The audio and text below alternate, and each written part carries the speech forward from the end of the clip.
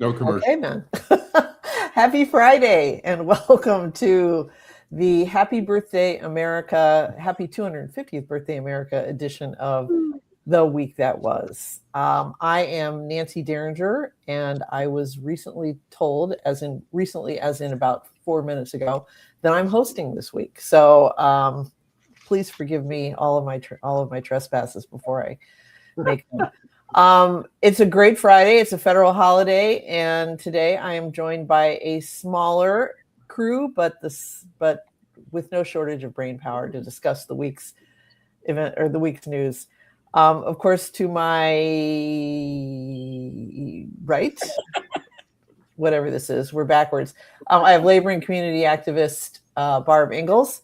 We have our troika of seasoned attorneys, Joel Sklar, Bill Seikaly, and Steve Fishman, and the co-founder of Deadline Detroit, the man who makes all of this possible week after week, Allan Lengel. So once again, it was a crazy week. I think that sometimes holiday weeks can be boring, but not this one. So the Supreme Court ended its term, as it usually does, on the last day of June, with some major decisions. And it's these kinds of days that I'm glad we have our seasoned attorneys here to discuss it. What are we taking away from this last term? Lawyers, anyone? Let Joel go first. Joel. I'll just say that the 14th Amendment remains in peril, that promise that a person born over whom we have jurisdiction is a citizen, that promise is perilous now. You know, I believe, was it 6-3 or am I wrong? 5-4. It was 6-3? Yeah. It was 6-3, but Kavanaugh, Kavanaugh only voted in the result and essentially seemed to imply that if Congress passed a law rather than an executive order, they could get rid of birthright citizenship, which is fucking crazy. It is, and so, you know, just the reality that this court is primed to do that. Somebody leaves, one of the liberals is gone. We are screwed, and I just can't believe that it is such a clear sentence. You know, there's no ambiguity about it. There's nothing, you know, Byzantine where you have to search. Oh my God, what do they intend? It's right there, and so that scared me a lot. That I could believe it wasn't unanimous. I guess I could believe it, but it should be unanimous. There's really no question there, and the theatrics that go on to make it so. This is a Stephen Miller wet dream, and it's very troublesome. Don't these guys call themselves originalists? How can you be more original than a clearly written sentence in a constitutional amendment? And all of this talk about how, you know, if Congress passes a law, it's like you'd have to repeal the amendment, and you can't do that without, you know, 2/3 of state or a 2/3 majority and then 3/4 of the state. Allan. I think the law says it includes that you can't do what they call shopping or whatever, where you just come here to give birth, so just that your child can be an American citizen. I think there are laws in place already to prevent people from just coming here briefly to have their child born here. But it's, as you say, I mean, the Constitution, I mean, they're just trampling all over the Constitution. It's so interesting, like the president of Hillsdale College, who's such a huge supporter. I've tried to engage him in conversation, but he won't. He's such a you and your Invictus subscription. They offer constitutional classes online for free because they love the Constitution, and yet they embrace Trump, who tramples on the Constitution every chance he gets. Huh. You know, it's I have some friends that I met when I was a journalism fellow at the University of Michigan in 2003. They're Turks. And she got pregnant while they were here. You're here for an entire academic year on a student visa. She gave birth here in Ann Arbor. And as soon as the baby was old enough to travel, they went back to Istanbul. Well, then she got pregnant again. And they live in Istanbul, but they came back to Chicago for like the last 3 weeks so that their second child could be born here, because they wanted their children to have matching citizenship, because life is long. We don't know what's going to happen, especially in a place like Turkey, but they wanted both of them to have that option. They went back to Istanbul. They still live there. They travel here often. speak English. The girls speak like languages. But that's and that was completely legal. So I don't know what you're talking about with the law against dropping in. I mean, okay, maybe Well, hold on. on CNN. The law. I looked at this because I found it interesting. I happened to hear it on CNN too. I didn't know there was such a law. I went and looked. The law says that Immigration and Customs can keep somebody from coming into the country if they determine that the purpose of their entry to the country was solely to have a child born to gain citizenship. It does not apply. Look, if somebody comes here and they have a child, the 14th Amendment applies, goddammit. right. It just does. The law gives the immigration department, the ability to deny someone who wants to come in solely for that reason. Okay. Thanks. Are they going to have pregnancy tests at the airport? Uh-huh. I mean, what are you going to? No, I mean, look, I don't know what happened with Nancy's friend. I'm not offended by it. Makes all kinds of sense to me. Yeah. So, but what it prevents is, and this is the parade of horribles that the ultra conservatives do. They had to pass laws to make sure that transgender people couldn't play in the opposite sexes sports. I think it applied to 3 people in the entire country, but they had to pass legislation all over the place. I mean, it's ridiculous.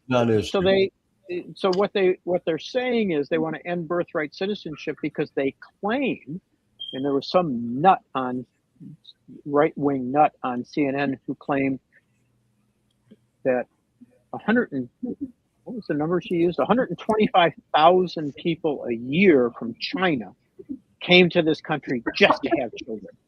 It's bullshit.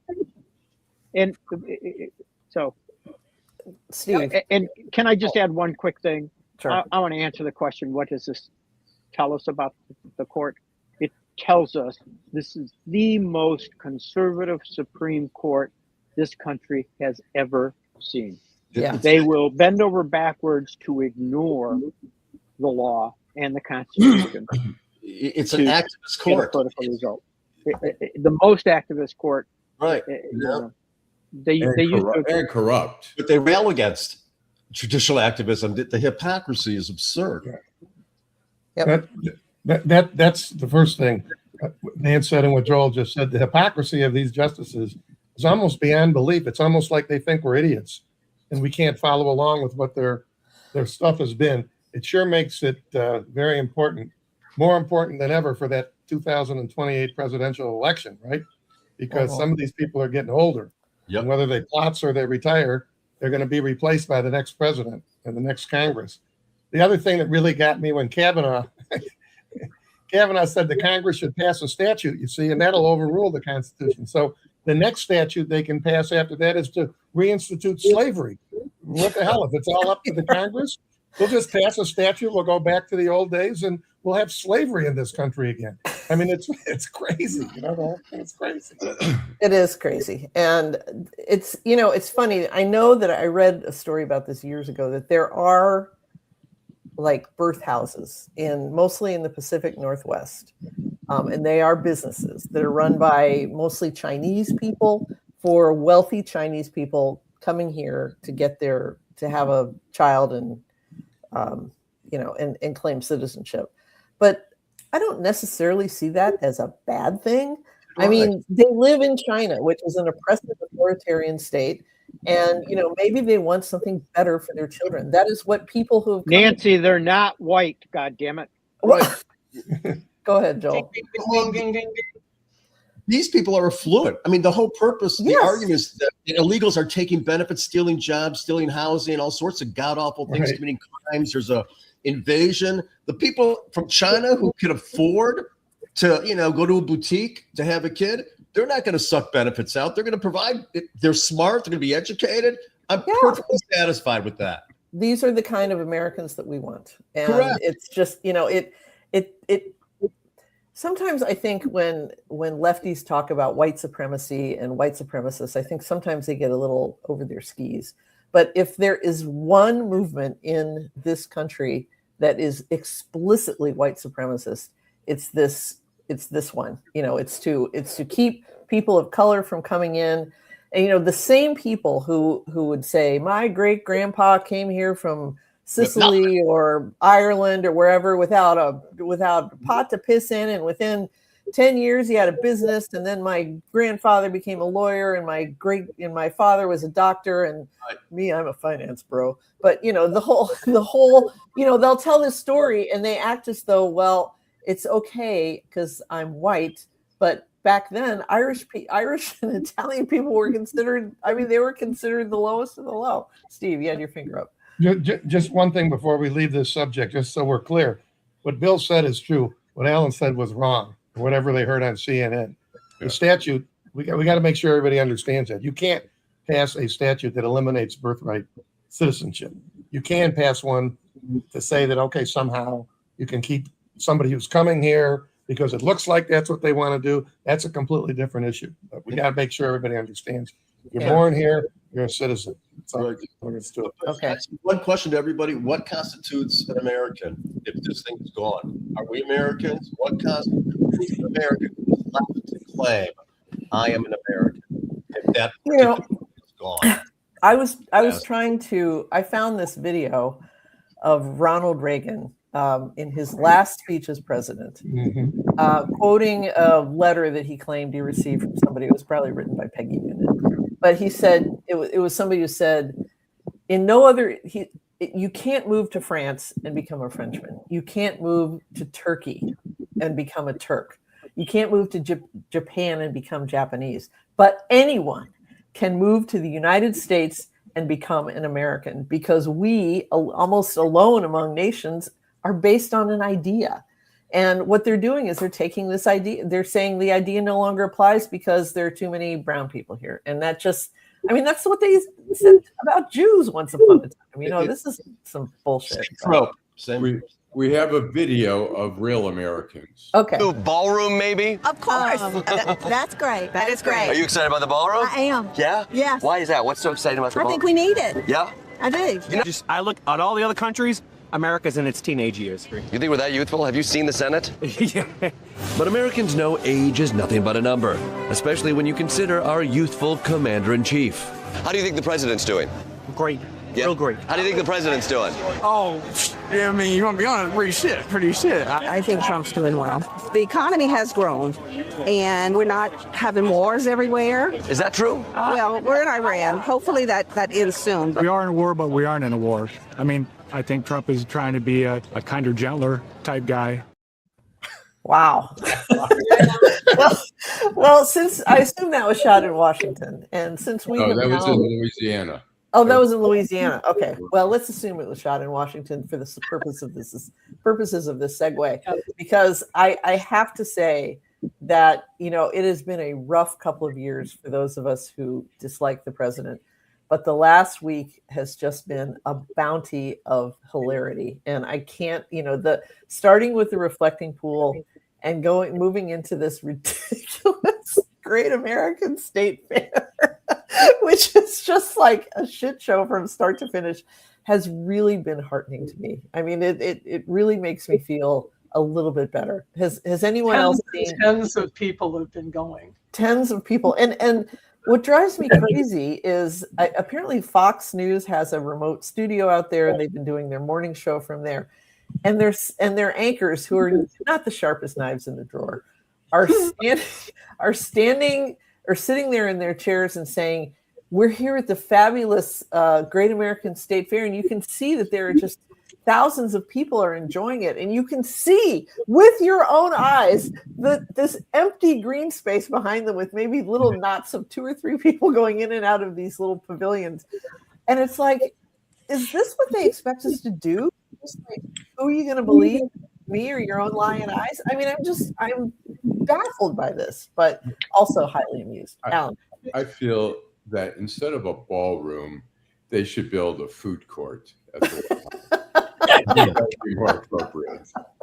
Apparently, none of the food places have had any food. Also, they haven't. Well, Gene Weingarten, who used to write for the Washington Post, had a very funny. He's got a Substack now. He had a very funny column about this, and there's pictures along one of these walls of booths of this the food court, and they have these little flags, banners, with like a chicken leg on it and a hamburger and a ice cream cone and the kind of food that you would expect to find at a fair, right? You go into the food court and there's no chicken legs, there's no ice cream, and and beer. There was also like a frosty mug of beer on one of these banners, and no alcohol, no beer whatsoever. And he's like, what's the problem? Why there's a flag out there with an ice cream cone on? Why can't we get ice cream? And they said the signs are misleading. These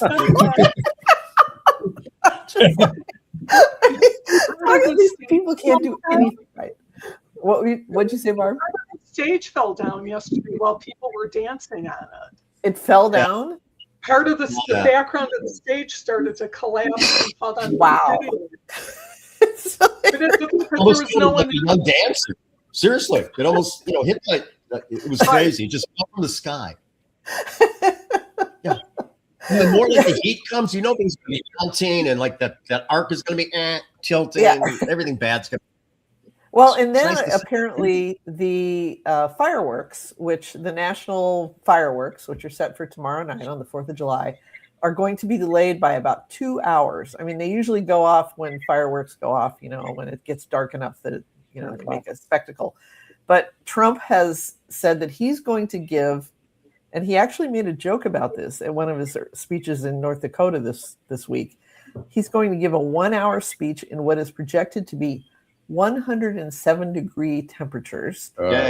Yeah, just to show that he can do it and that he's strong enough to stand up and give a rambling speech and do that thing with his hands for an hour.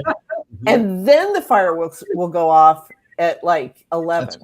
And the local public television station, which normally airs these things, is flipping out. I mean, do we have to stay on the air and to do all of this? And they claim it's going to be bigger and better and longer. But at this point, I just don't see how it happens. So it's going to be fun. Bill.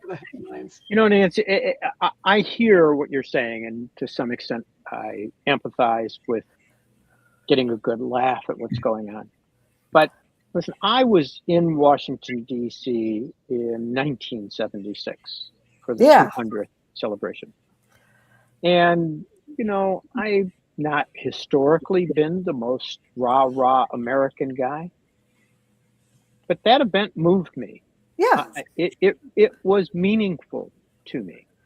I remember it. I am embarrassed, especially after coming back from Europe. I'm embarrassed at where we are in our 250th. And so I take no great pleasure. Well, laughing stock.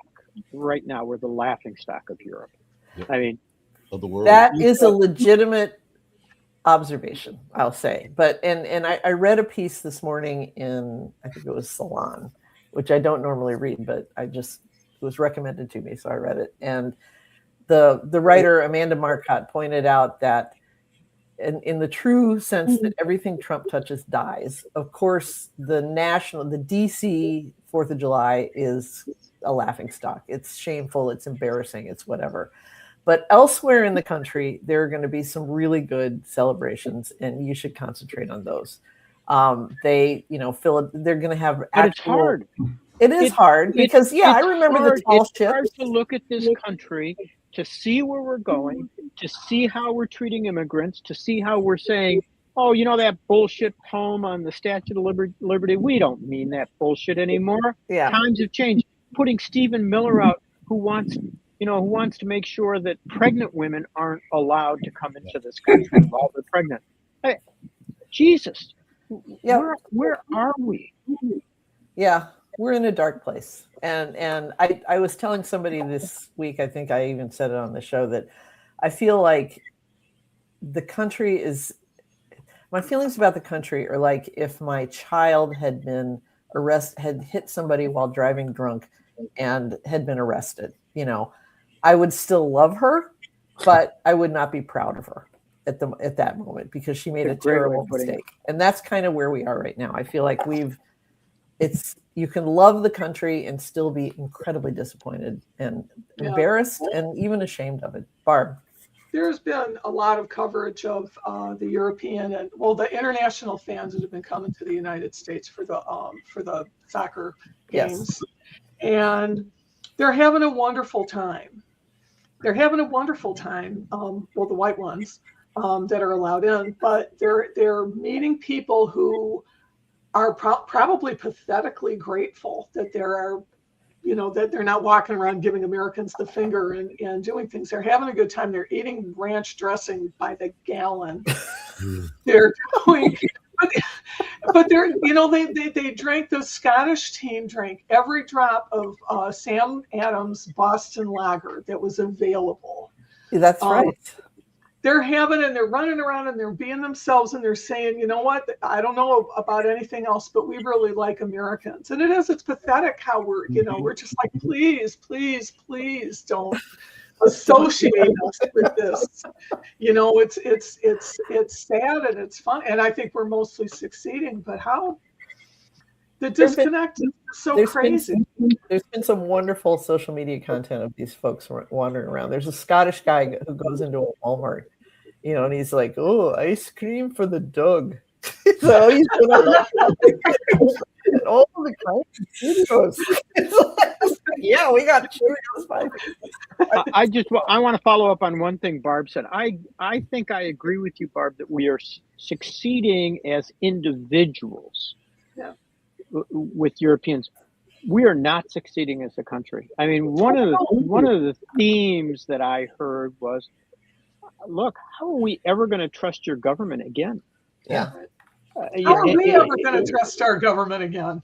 Right. Well, that's a legitimate thing, but I think that the rest of the world is looking at us and saying, we can't trust any agreement that the United States makes. Yes, that is truly looking on the dark side. But you're right. I mean, when I read about the yesterday when Janine Pirro tore herself away from the box of wine long enough to. That's fine. We'll be close could you mute? I see it. Yeah. Let me get it. Okay. Okay. The felony indictment of the guy that she claimed vandalized the reflecting pool, and it's illustrated that Fox News dug up a picture of him. He was an Olympic canoeer. Okay. Yes, canoeing is an Olympic sport. He was one of those guys who does the canoe slalom. It's like fast kayaking almost, and they had a picture of him like going through the whitewater in his last Olympics, and he looks real tough and strong and all this stuff. Well, you look up his bio, he's 67 years old. Okay. Wow. I mean, he's my age. I mean, yes, he competed and he stays very fit, but I mean, the idea that a 67-year-old man would somehow be so enraged that he had to like rip up 1,000 yards of the reflecting pool or 200 feet or whatever it is, and abuse a national parks employee, it just beggars belief. I don't believe a word of it, and I probably won't believe it. Steve. Well, you just took my schmuck of the week. Janine Pirro was my easy schmuck of the week you're talking about. I think the funniest thing about it is exactly what you said. When you first read it, oh, he's an Olympic canoeist. You figure he's an athletic guy, obviously, and you probably figure he's 35. Or 40 or 28 or something like that. And it turns out the guy's 67. And what did he do? He like dunked his into the pool or something like that. Yeah. My question is this. In the gym this morning, I saw like a quote on one of the TV stations, something that his lawyer had said, and it sounded awfully like it was lawyerese. I would love, any of the three of us would love to be this guy's lawyer, because the last thing we would be talking in would be legalese. There's no way we would standing up in front of as many cameras we could find to tell us what a piece of shit she is and how the hell is it even possible, and wait till this jury sees the evidence, quote, which doesn't exist. No judge is going to let this go to the jury. It's going to be a directed verdict, as all the other ones have been. I just think that when I saw he was 67 years of age, it just to me was really, why don't they go for like a guy 89 next time? Let's go and find him. Maybe he peed in the pool, for God's sake. Because his prostate was leaky. Go ahead, Allan. They showed a press conference with Janine Bureau and reported how can you charge the person or all the people when you let all the people on January 6th go. He just says, "Oh, we're talking about January 6th. We're not going to talk about January 6th." Right. Yeah, take a dump in the Capitol. You're pardoned, and you get to get financially recompensated. Spray him with bear spray. Yeah, but put your hand in the reflecting pool. Start out of that. So, anyway, I did see some video of him being arrested, and he is trim and in excellent condition, as you would expect an Olympic athlete to be. But he is still 67. See. And by the way, that's another thing. I think I've pointed this out before on this show. You have to understand that in normal federal court, with normal federal U.S. attorneys and normal federal assistant U.S. attorneys, if you have a person like, I think, is it Charles Hearn? Is that his name? His last name, I think, is Hearn. It's Hearn. If you have a person like that, number one, he has no record. Number two, the offense that they're charging with is just some BS offense. And number three, 67 years old. Everybody, we get to bring the person in. Nobody gets arrested out in the streets on something like this. I bring in guys who are charged with. Oh no. It tells you everything this guy does and everything his minions do is made for television. That's how they live. Yeah. They think everything is TV. It's not real life and what you do in the normal times. And so what do? They go and arrest a 67-year-old Olympic canoeist for a very serious charge. Oh my God. Felony destruction of property. Felony. Yeah. So okay. All right. Well, let's bring the focus back home as the August primary is getting closer. It's about just about a month away, and we're starting to see some more ads and more movement on this because most people don't even think about the August primary. Most voters don't anyway. But the Free Press has endorsed Mallory McMorrow for in the Democratic primary for the U.S. Senate, which I thought was interesting because not 24 hours before that dropped, I heard that she was on the verge of dropping out of the race, which would be bad news for Abdul El-Sayed because it's believed that her support would mostly go to Haley Stevens. And it's a pretty tight race anyway. But Steve. Where did you hear that? I read articles saying that the Democrats, all of the standard Democrats wanted her to drop out. I didn't see anything or hear anything that she was actually considering doing that. I hope she did because I just voted for her by mail, of course, which is an illegal ballot. It was strictly rumor. I don't think she was. I agree with you. I think she's got enough, but her polling has been disappointingly low. So, Allan, I think she's in too deep. There's no way she's gonna back out at this point. I mean, there's not that much longer to the primary, and I don't think she's that concerned about trying to tip the balance one way or another. Right. I think she's all in. Do you think she has? Go ahead, Bill. No, go ahead. Well, do you think she has the momentum, as the big mo, as George Bush called it? It's because getting a little bit. I think her ads are really. She has some strong ads. Trying to put out more ads. I think she's getting a little bit more traction. We haven't seen a poll in a while, so we kind of have no idea where things are. Where she is. Okay, Steve. But it seems to me that the momentum, such as there is, would be with El-Sayed because AOC just endorsed him 2 days ago, something like that. And, that has some meaning to people who are of the liberal bent, right? So I don't know if she has. I like her ads. I've seen them, and I just like her. I saw her get interviewed on Nicole Wallace's show, and that's what did it for me. Yeah. She was on there for about 15 minutes, and I really liked her responses. And she was being asked, certain challenging questions, including, I think, the thing about maybe she should drop out. And if you think about it, do we really want Haley Stevens? Are you kidding me? Well, that's kind of the thing. You know, Bill and then Barb. I just happened to have breakfast this morning with somebody who's a Democratic activist, and we were talking about this exact issue. And the pressure that people claim is being put on Mallory is you don't want El Saeed, and if you drop out, then it'll go to Haley, and you don't want to be responsible in terms of your career path for having Abdul get the nomination and then losing in the general election. And my response was, well, wait a minute. If she drops out and it goes to Haley and Haley loses to Rogers, isn't she in the same spot? So I will tell you my personal view, if anybody is thinking about what's in her best interest, she drops out, and if whoever gets the nomination loses, she's toast. So she might as well stay in. Yeah. The other thing that we discussed is apparently if Haley doesn't start to poll better, there's going to be a lot of pressure on her to drop out. I see no possibility of that happening. Her ego won't allow that to happen. Right. No. And I think that these people are just talking to talk. It's not like their names are going off the ballot. And I just don't see Haley Stevens doing very well. I'm going to do a little predicting that I don't usually do, and that is that I think she's going to come in third in this race. Really? Okay. Yeah. Interesting. Barb.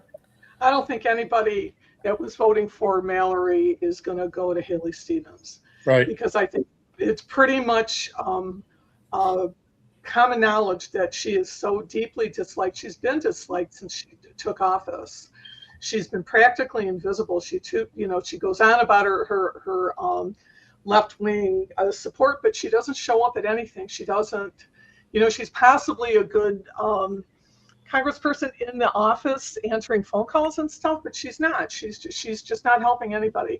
And Mallory was my state senator, and I liked her very much. But I think it's going to go to Abdul. But they're not going to. No one. I think Haley is going to be the third. Do you think if we had great choice voting, things would be so much easier? My God. Yeah. Some weeks ago, you speculated that you didn't think Abdul could win statewide. Do you still think that? I think he's really gaining. Yeah. Okay. I will tell you, Mike Rogers couldn't be doing a better job at helping the Democrats. I agree. Jesus, boy, I'll tell you, he came out and said he supports the idea of not opening the Gordie Howe Bridge until Canada renegotiates. That was dumb. Yeah, he's a loser too. He's a loser. I mean, he's shown that already. Florida. He's got John James disease. Yep. And if you compare anything that he has said 10 years ago to what he's saying today, not the same person. I mean, he's become, a Trumper, and he used to really, he used to be a moderate Republican. Yeah, you're right. He has no credibility. I agree with Bill there. He doesn't like Trump. He still doesn't like Trump. But the sad part is that he is willing to do whatever it takes to win. And if that's embracing Trump, embracing about the bridge, whatever it is, he's willing to do that, which is what the problem is in Washington right now. We don't have a checks and balances anymore because the majority of Republicans suck up to Trump and they're afraid of him. And Mike Rogers is going to be no different if he were to win. Yeah, I would agree. We don't have a commercial, do we? No. Okay, Bill, go ahead. Yeah, can I'd like to talk about what I think is an elephant in the room, and that is I've really tried to. I haven't made up my mind. Steve just told us who he voted for. I haven't made up my mind who I'm going to vote for because I've made up my mind who I'm not going to vote for, but I haven't decided between the other two candidates. And one of my struggles is that we have really vilified anybody who is a Muslim or has a Muslim-like last name. It's like what happened with Barack Obama. Look, I have some concerns about Abdul al-Saeed, but I have also concerns about Mallory, that about their egos and some other things that I think are somewhat problematic. But there's nothing in his policy positions that make him this left-wing radical Muslim. And it's like you can't be a Muslim without having the radical put in front of it anymore. Very true. If you're a Muslim, you must be a radical Muslim. You know, you look at Representative Omar. Here's a woman who comes from a family that really valued democracy, liberal democracy, taught her that. She worked hard. She became a congresswoman. She was in the state legislature. There's nothing that makes her a radical Muslim. But everybody in the country says she's a radical Muslim. And it's because you can't be a Muslim without being a radical in this country anymore. And that's the rap on Abdul. And I think we've got to start looking at these issues and saying, why do we do this? What's the benefit? I mean, if you look at Mandavi, he's not a radical Muslim. No, but he's also a New Yorker. That's a different. Well, but he's cut. You know, we actually elected a democratic socialist in this country as president of the United States. His name was Franklin Delano Roosevelt. I mean, we seem to have forgotten this part of our history. Yeah. Or the idea that government can actually improve people's lives. Alan, did you have your hand up? Why should that be the DSA? I think, look, they're all at least minimum of moderates to. None of them are conservative. I think of the three Democratic candidates. I think the biggest, particularly with Stevens and El Saeed, one of the biggest differences is Israel and the AIPAC issue. I think that's a big distinction there, and I think some people are gravitating one way or another based on that.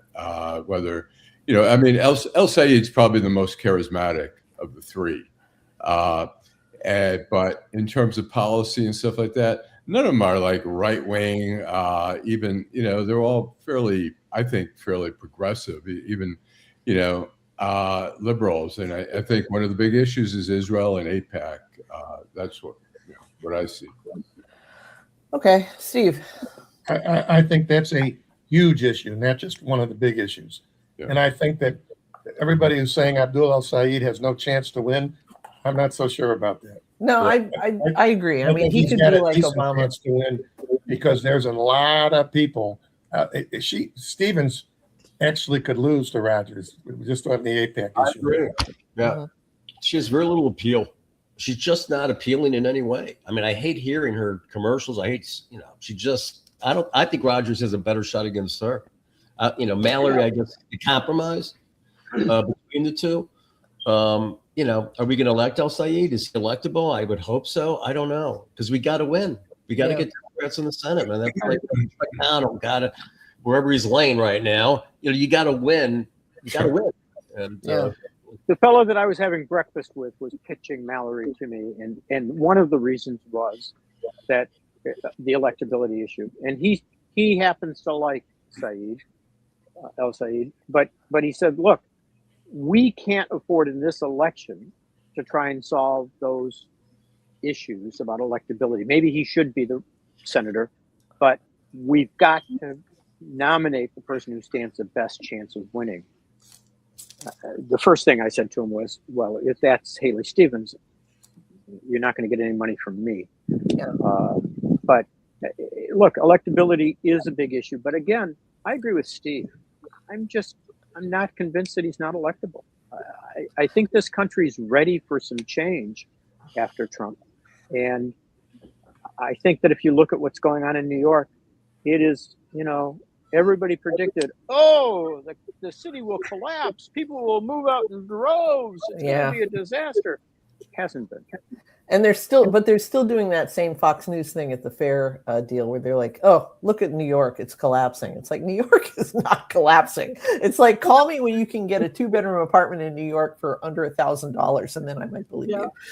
Kathy Waters is such a horrible person too. I mean, it's just, that's the one that they keep putting on the reels and stuff, and it's like, there really is no more stupid person.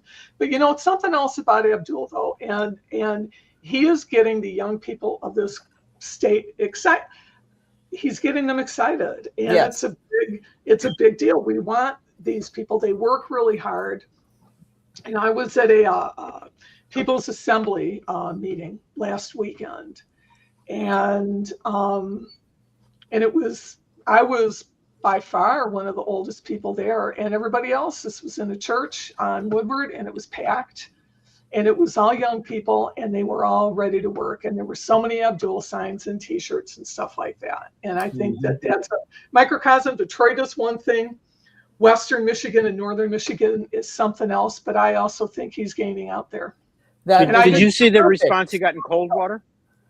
Yes, quite a lot. That was very impressive. And Coldwater is not exactly pinko.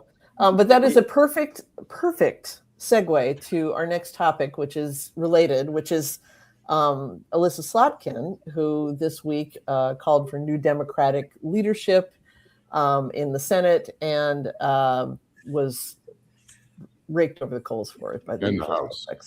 The House. But she's absolutely right. And I don't say this often about Alyssa Slotkin because I think she is a creature of the Beltway, if anyone is. But she's right about this. It's time. And that's the energy that you're seeing, Barb, is people saying it's just time to clean the house. Mm-hmm. Yes. Steve. When you say raked over the coals by who? Well, the Democratic, the people she's basically calling off to get rid of. It's the right question, Steve. That's my point exactly. The more she's raked over the coals by the people she's calling out, the more support she's going to get. Yeah. Because people, if they've told us anything, I'll tell you who's the guy to listen to. If you ever get to see him on TV, is Jason Crow from Colorado. He's the vet, fought in a war.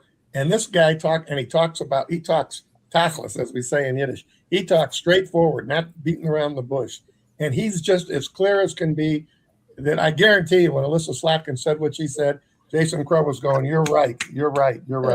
Good. So being raked over the coals by Chuck Schumer, I think that's the best thing that can happen to you. You know, I'm kind of bringing my Operation Pierce the NPR bubble experiment to a close because I'm going completely insane listening to right-wing radio and news. But I was listening, for some reason, to WJR the other day, and Paul W. Smith was interviewing Debbie Dingell.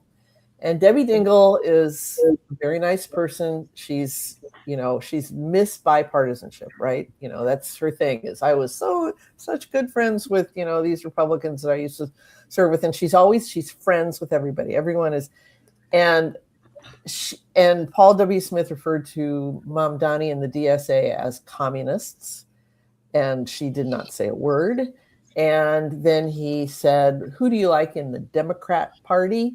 And she did not say a word. She's positive. She answers the question she wishes you had asked, not the one you actually did ask. Mm-hmm. But just once, I want to hear somebody say, get that name out of your mouth. It's the Democratic Party, and we're not playing Newt Gingrich's, schoolyard games here.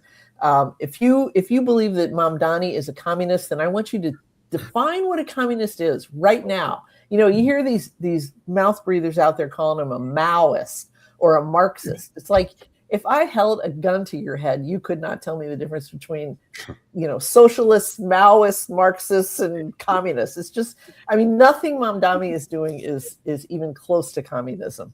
They don't know the difference between Cuba and Norway. Yeah. But it's like, fight back. Don't let these people kick you around, Debbie. I think it's time Allan. I think the Democratic leadership, Chuck Schumer is way gone. Yes. There's not much there. Ken Martin, the head of the DNC, is so low profile, invisible. Curtis Hertel here in Michigan, head of the Michigan Democratic Party. I do like Hakeem Jeffries. I think he has some potential there, but the Democrats are just so lame.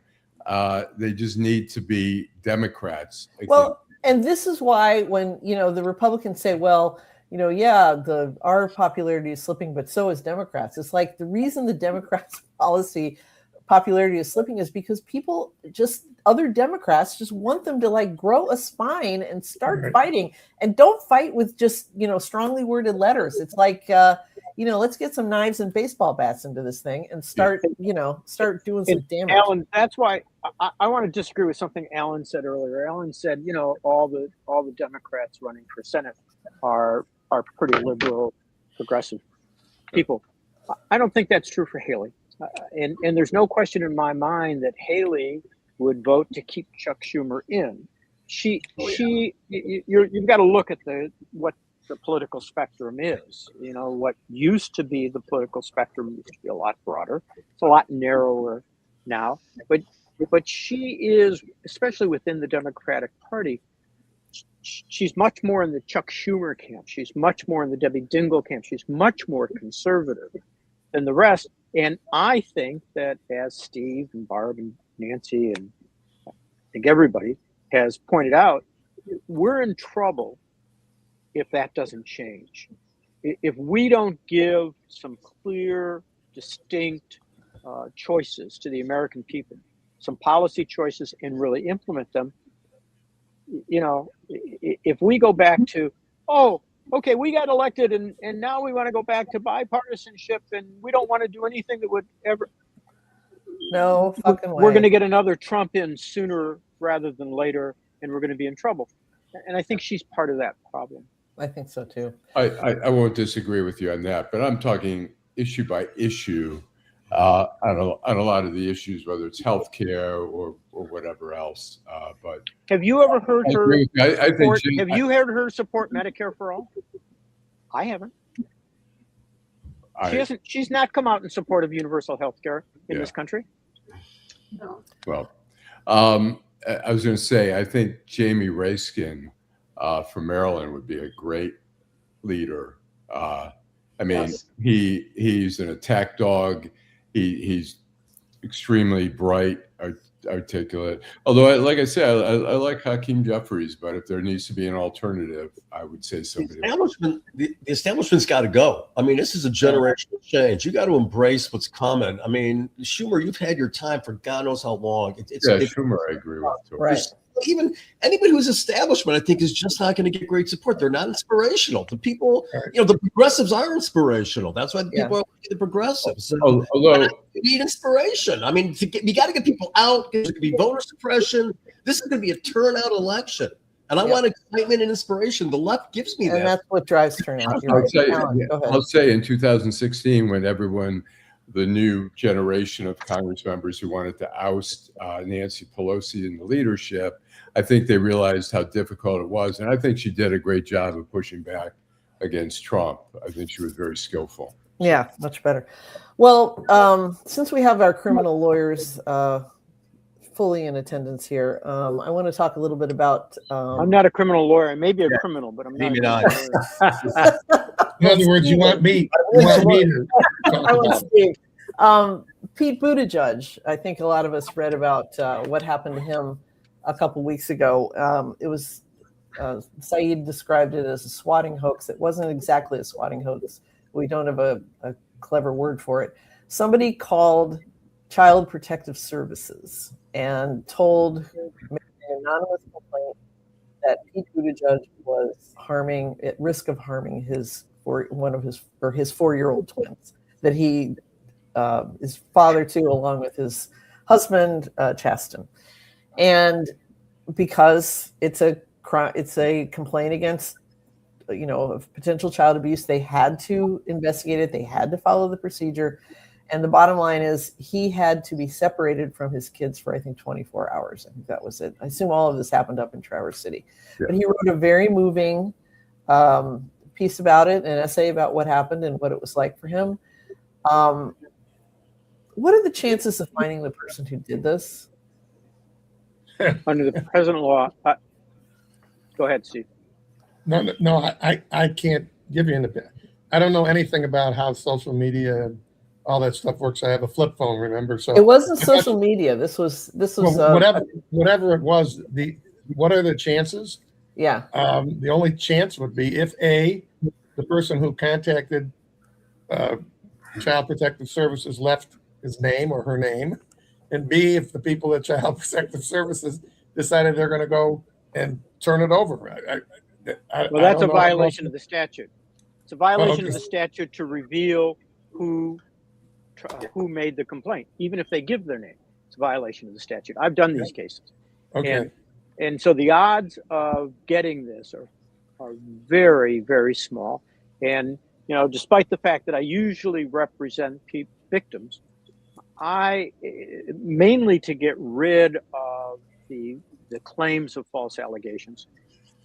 I've always been in favor of the notion that the name ought to be available if you can provide a prima facie case or prima facie proof that there was no good faith basis for making the complaint, such as this.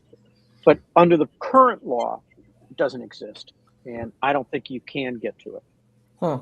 Okay, Allan. When I was in D.C. At the Post, somebody did the same thing to the deputy police chief, who was the hatchet man in the D.C. Police Department. He had children. They called up social services. Word got out. We did not report on it, but Channel 9 in D.C. did.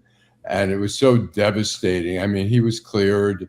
Social services went over there, but he was just so devastated by it. And it's got to be just amazing, cruel to do things like that. Right. And I mean, I worry that this is just a new frontier in harassment for people. Steve? We're in an anonymous world. Yeah. Steve? Yeah. It happened to Jocelyn Benson. I don't think it was about the kids. It was about something else, right? She and her husband lived in Rosedale Park, and some swatter claimed something was going on. The next thing you know, and her husband, I think, was a Marine. And all the cops show up. I just don't know what you can do about it. And particularly now the bill says the statute prohibits it in a CPS investigation. But even in the other stuff, what are the cops supposed to do? Well, no, this is probably bullshit. And then, God forbid, it's not bullshit. Someone gets killed, and then the cops are on the hook. It's an impossible situation. Yeah, it's the kind of thing that twisted individuals, like whoever it is that did it to Mayor Pete or who did it to Jocelyn, twisted people have an advantage in this day and age. And it's very difficult for the authorities, for the police or CPS to ignore it. It's just tough to do. You know, it's how ironic that would come up within days, and then some days later we have this truly horrific case unfolding in Southern Ohio, which is the 16 children found in a just squalid, 16 children from one family, I should say, living in squalid conditions, practically feral, and these are kids that range in age from 1.5 years to 18. And nobody knew about it until just a few days ago, apparently. And that's, they fly under the radar, but Mayor Pete gets his ass handed to him. All right, let's see. We're coming up on an hour, so what can we get out of here pretty quickly? Jordan Acker was credibly accused of lewd messages in I believe it was a Slack channel. Slack is a Slack. Yeah, and he it was investigated. It turns out he actually sent them, and he apologized this week. So, yeah, I think he looked like a jerk. Yeah, I mean, you got busted on something, admit it, it goes away. I mean, the university had to hire some expensive law firm out in New York to investigate. They confirm, and then he says, "Oh yeah." First he was like, "This is bullshit. I never said that." Blah blah blah. And now he's like, "Oh, I'm sorry." I mean, you should pay for the law firm that investigated. Yeah, well, and he was personally attacked by these these pro-Palestinian people over the last few months, and it kind of took a little bit of the shine off of him that way. But anyway, all right. Well, when I host this show, it's my pledge to get this thing done in under an hour. And because Steve wants to play golf. I'm going to play golf. Janine Pirro's my schmuck of the week. It was obvious. You guys all talked about it. Hold on. Wait. Introduction. Stay cool. Downtown Detroit, Robert Wells, schmuck of the week. All right, there we go. Now, Steve. All right. So she's my schmuck of the week. And other than that, I have to do the Stevie Wonder. Goodbye. Goodbye. Goodbye. Goodbye. See you later, Steve. Enjoy the golf. It's such a beautiful day for golf. Be careful. By the way, it's too bad Steve left. Have you guys seen the El Saeed commercials where he's doing the Motown songs? They're great. Really? He seems to be unrolling some ads that really underscore how American he is. You know, that there's nothing exotic about him. And he's that was one of them. So there's a water skiing one now. The water skiing one. Yeah, that's the other one. I haven't seen that one yet. Yeah. Yep. I love the Respect one. When he's singing Respect through both, I think it's great. Motown music is the universal solvent. Everybody loves it, and you know it still sounds modern after 8 million plays. But anyway, all right, Barb, who's your schmuck of the week? It would be easy to go through every single thing that the Trump administration has done in the last month. The reflecting pool, the stupid concert, the state fair for nobody. He's threatening to cut down the cherry trees in Washington to build a golf course. A particular stand of cherry trees, not every stand, and it's part of a bike path, and it's something that's well used by Washington D.C. and tourists. But I have to say right now, and I've been to a lot of meetings this week, and I'm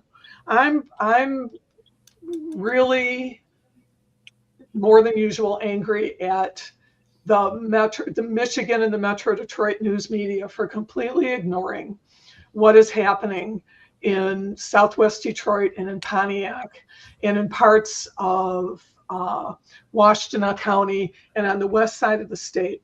They're averaging 50 arrests a week, I think. ICE in Detroit. While I was at that meeting on Saturday, you get these alerts if you're at all interested, and there were 30 cops surrounding a house to take people out. They were showing up this week at soccer games, anywhere that there was going to be people. And Steve, no, she froze. She's absolutely right. Okay. It's disgusting.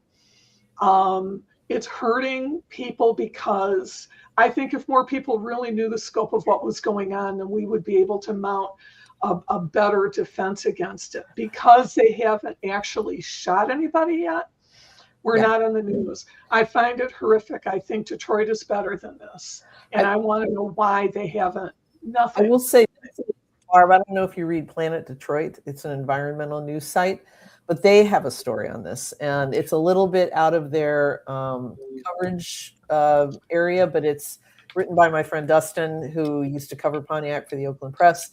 And he said something like 400 people have been snatched off the street in Pontiac in the last few months. And Outlier Media has been covering it, but you have to go, and people still do not know to go to these to these sites to find the coverage, and it's really it's very frustrating. It is. I'll put it up on Deadline. So. Yeah, you could aggregate that. That would be a good one. Yeah. So, okay, that was a good one. Thank you. Joel. Okay, I got two. They're both sports related. Terry and Arnold for the Detroit Lions, who has been charged with kidnapping and felonies and god awful things. Killing the golden goose. There was a line in the Beatles that you took your lucky break and you broke it in two. That's exactly what this guy did. Man, this is generational wealth gone. The fact there are still teams interested in him is amazing to me, but it's just so sad. The other one is Dylan Larkin. I think that he put the Wings in a really bad position. This is coming from a consultation with Mike Ratai, if you're out there. And the way that it works is you want to keep your value for the Wings. You're wearing that C. That's that captain that's very special, and you keep this behind closed doors. The fact that Dylan Larkin has come out and said, I want to get traded, that has lessened his value. So he's kind of my schmuck. Although I'm not there with Stevie Eiserman. The Eiser plan. It's the Eiser scam, according to Rattay. Okay.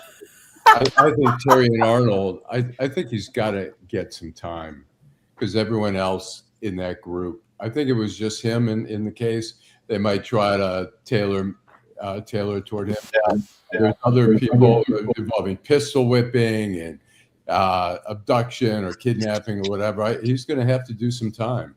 Well, it's just tragic to me. I mean, this is such you've worked so hard, and it's for your family, for everybody, and it's just it's like, come on, man. He is not the first pro athlete to blow up his life with a move like that, and I fear that he will not be the last. Yes.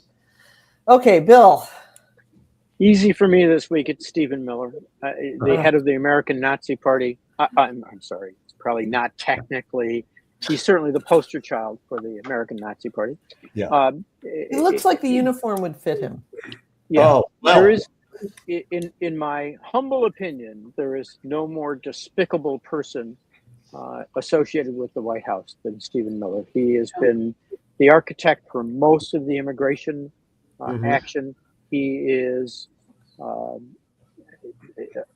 understand he's Jewish, but geez, I visited the Anne Frank house last week. One of the most moving things that I've ever experienced. And I look at what's going on in America and realize we are doing the exact same thing. Otto Frank said, there's nothing we can do about what happened to us except make sure it never happens to anyone else again. Not just Jews, but anyone else again. And the idea that it's going on here is very horrific to me. And Stephen Miller's the leader of it. Yep, I would agree. Alan. I'm going to go with Kash Patel, who has hired 260 investigative analysts. It's a top priority to analyze the records that were seized at Fulton County in the 2020 election, calling it a high priority. I mean, think of the wasted resources to just constantly cater to this crazy man in the White House who can't give up that he lost the fucking election in 2020. I mean, it's just it's disgusting. It's criminal. It's criminal. So you're right. Okay, well that brings it to me, and I think for me it's got to be the 3.5 Supreme Court justices who voted to do away with the 14th Amendment. And it's such an un-American thing that it kind of boggles the mind. And the fact that they would call themselves originalists it shows you what bullshit originalism is. The Constitution is a living document. It always has been. Times change. We don't need to. It's like going by the literal word of the Bible, which is, obviously a matter of belief, but this is a matter that affects other people. And it's just so disheartening to me. And on that bummer note, you've lived through another edition of the week that was.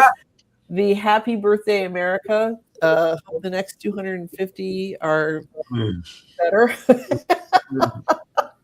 And have a good holiday weekend and let freedom ring. Very good, Barb. There you go. Okay. See you next week. Bye. And drive home safely. Yes, I'm sorry. I forgot to go to you.